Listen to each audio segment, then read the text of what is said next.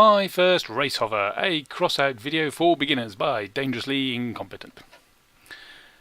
Now this hasn't been my first hover built for the race brawl, but I suggest to you, if you're a beginner especially, that this should be your first race hover build, or something like this. Once you've got the hovers, get your boosters, slap them together, build something like this.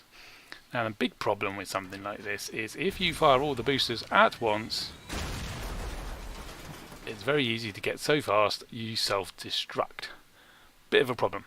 So, to counteract this, you'll notice if we get that top-down view, all the boosters are divided amongst 3 keys. So I've got 3 sets of boosters and I can fire one at a time.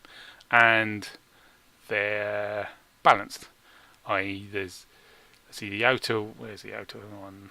Oh, inner one, there's the inner one on the middle mouse button, the mouse wheel, and there it is on the other side, and then there's the same on the front, it's in the middle and it's in the middle, there you go. So when I fire a set of boosters, I'm not going to skew to one side.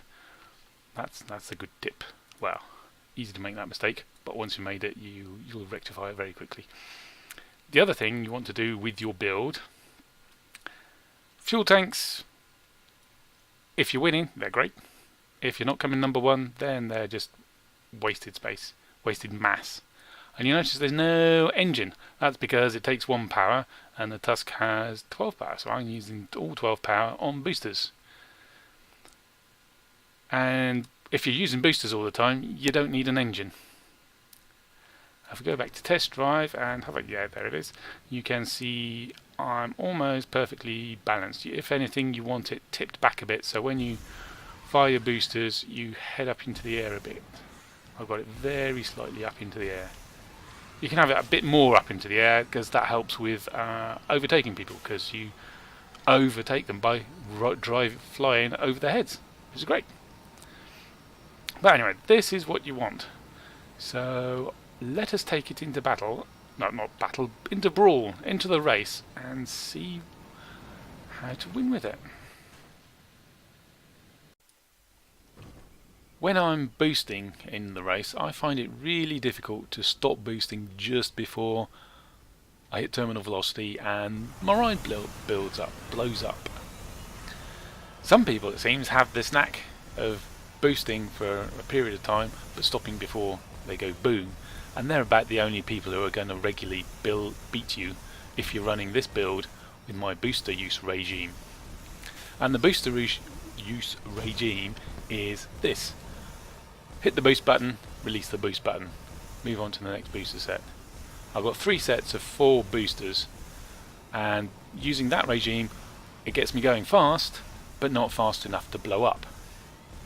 The other bonus of this build and booster use regime is that I can boost this way all race long and I don't run out of booster fuel.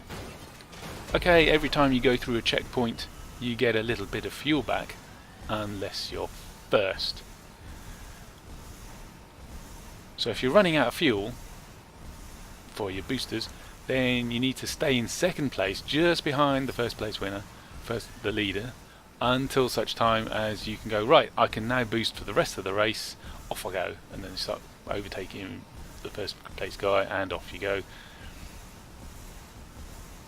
But you got this build with this many rocket boosters, use them as described, you won't have a problem with that.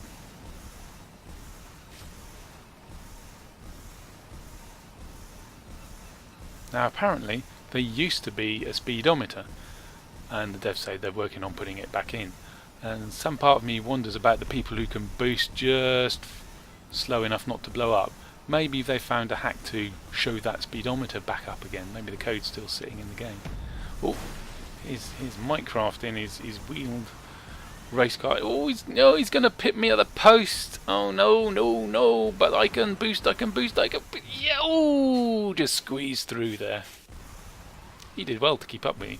Well, I suppose I did flying inexplicably into the air and hit that checkpoint. That gave him the opportunity to catch up with me. Yeah. Anyhow, that's my build, that's my booster use regime, and that will get you wins almost all the time. So I'll see you next Friday for a race.